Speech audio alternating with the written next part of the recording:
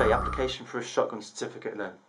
Ever since the Firearms Act of 1968, there's basically been a requirement to apply for a shotgun certificate formally. Before that, it was pretty much informal. I think you could pretty much go into a gun shop and buy a shotgun. But things have changed, and here we go. This is what you do. You download Firearms Form 103 from your local firearms constabulary. Every county has one. You could go to your local police station and ask, and they may either print you one off or direct you elsewhere. In my case, I just used the internet and downloaded it. Now, when you get the application, before you, you'll look at it and you think, oh my god, it's like applying for flipping NASA. It's not that hard, trust me. Part A, Part B, Part C, Part D, Part E. Now, Part A, personal details. This is self-explanatory. However, if you look at the top left, don't forget to tick the relevant box. At the top left, you'll see grant for a shotgun certificate, renewal of a shotgun certificate. You want to tick grant for shotgun certificate because it's going to be your first one. Part A, fill in your details, your personal details.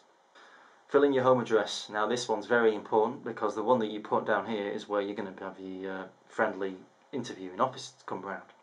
So you fill in the home address, height, place of birth, nationality, occupation, business address if applicable, so on and so forth. Now it will say, question 13, if you've lived at addresses other than that stated at 6.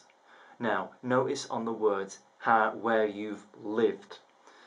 Have you ever been convicted of any offence? Now this is a biggie now.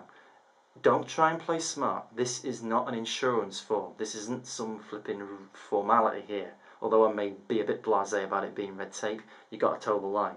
Have you been convicted of any offence? Which speaks for itself. You've been in a court of law and you've gone down for it. That's a conviction. If you've been found innocent or not, as in not guilty, then you've not been convicted. So tick yes or no, fill in the relevant details. If you talk now, I'm going to say now on this what I'm doing. I'm trusting people to do the right thing here, and I'm not endorsing someone to sort of say, oh great, it's telling me how to do it, I'm going to do this and talk bullshit. If you do that, you're on your own. I'm not endorsing that, and anyone who comes running to me about fucking falling afoul of the law or saying, oh, try to tell me this, I'm telling you now, right, be straight with him. I was straight with him, you should be straight with him. Because they will trip you up and they will check. I'm telling you now, especially after the Cumbrian shootings, these guys, the police, are going to be following their master's orders to the letter of the law, and anyone who falls afoul, flipping expect the high jump. So, do the right thing here, let them know if you've been convicted. It doesn't automatically mean you won't get a shotgun certificate. Depends what it is. At the worst case, you won't get a shotgun certificate, but normally that's if you've been banged up for more than 3 years. If you've been banged up for less than 3 years, there's a 5-year lapse. So all is not lost. Number 15, do you suffer from any medical condition or disability, including alcohol or drug-related conditions? Now, 16 is give details of your current GP. You have to do this. You have to have a GP. This is one of those things that's the ultimate be-all and end-all with shotgun certificate, especially now. So put the details of your current GP. Sign the form. When you're signing the form, be aware of what you're signing now. Section B. Details of shotguns. Please give details of location at which the shotguns concerned are to be stored, including details of any certificate holder sharing the storage facilities. Self-explanatory. However, I would often consider this is the bit you can sell yourself. It's a bit like the interview where it says, what skills have you got to offer? Well, this is kind of like what security you've got to offer the shotgun certificate we're going to grant you for your gun. This is where you can go in and basically say where it's going to be. Now, good ideas for this will be, best case scenario will be, I live in a crime-free area in the leafy glades of Buckinghamshire. I live in a mansion with a panic room that's going to be steel bolt-driven doors, that akin to Lloyd's Bank vault.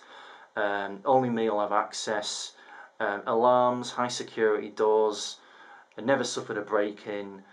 Concealment of the doors, no others sharing the storage facilities with weapons. Now that is what I would call cast iron, concrete, granite driven security that will have any policeman pretty much almost rubber stamping that part for you to go to the next stage. However, we don't always have that. So Be honest about the area you're in. Don't bluff it. Don't say, you know, you're living in like flipping the Ritz and the Life of Riley when you're living in some crime-ridden council estate area. Now, if you are living in an inner city, crime-ridden area, you will have difficulty getting a shotgun certificate. However, there are mitigating circumstances. So, for example, have you got an alarm system? Have you got high security doors? Have you ever been broken into? What's the actual, the most important part is that where is the shotgun going to be stored?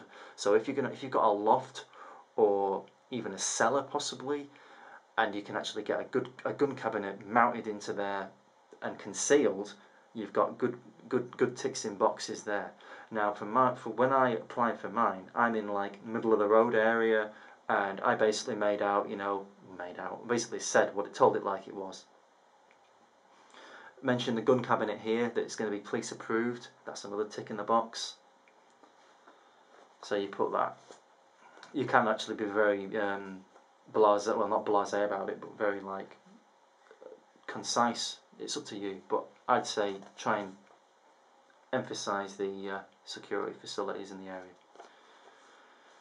Number 18, give details of shotguns you're in possession at the time. Write none, because you won't have any unless you are illegally owning them, in which case I would say get the hell off this channel.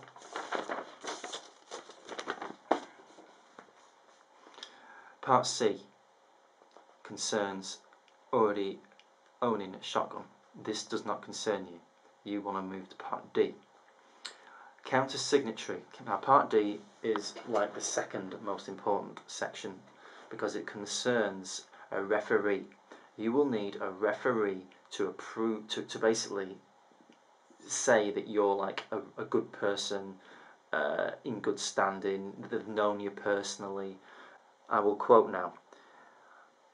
I certify that, to the best of my knowledge and belief, the information given in answer 1 to 16 above is true. Now hold that right there. All those questions that you've been asked and you've filled out to, this counter-signatory is going to sign saying that he knows them to be true. So if you told lies or porkies or anything, bear in mind that you could be not only dropping yourself in the shit, but the person who's going to be counter-signing it. Now, assuming all is well, move on to Part D, B. I certify that I know of no reason why the applicant should not be permitted to possess a shotgun. Remember when I was rambling on earlier in another video, or possibly this one, I haven't decided how I'm editing it yet, that basically with a shotgun certificate, they've got to have reason for you not to own a shotgun. Not must show what you want it for, although the interviewing officer may ask you anyway. So they're going to be putting a reason why going to say there's no reason why you shouldn't be permitted one. Also, this person that you're going to be using the counter-signatory needs to be a resident in Great Britain and have known you personally for a number of years. At the very least 2 years. At the very most as many as possible. Okay, full name of the counter-signatory, address and telephone number of the counter-signatory, blah blah blah. Occupation, status or profession of the counter-signatory. Now this is important because there are certain people that can and that can be a counter-signatory, and I will go through them now. The counter-signatory must be a Member of Parliament, Justice of the Peace, and that's a magistrate also, Minister of Religion, doctor, lawyer, established civil servant, bank officer or person of a similar standing. Serving police officers and registered firearms dealers cannot act as counter-signatory. Now you'll be listening to this thinking, oh bloody hell, that's pretty strict. Yeah, you're right, it is strict. They're not making this easy for you. You got to do a little bit of running around here, and it also is a way of cutting down the likelihood of you being what they would consider an undesirable to own a weapon. So, what do you do with that one? Well, you will have a GP. Well, that's a doctor, and that is what you can use as a counter-signatory. That is what I use as a counter-signatory, and is what many people use as a counter-signatory. It also is someone who's likely to have known you on your medically. So there's bonus points to that. And then all that happens is the counter-signatory writes, I certify this is a current true likeness of your name, and then they sign it with their signature and date it. And that is the second main thing on the shotgun certificate, getting the counter-signatory to sign it. Part D, once that's sorted, it's Part E. And all Part E is you signing it again. Now, this is basically where you're signing that everything you've put down is true. and that you are consenting to a check of police records. And if you've basically tried bluffing it and and you rumbled, you can get banged up for a maximum penalty of 6 months imprisonment and or a fine.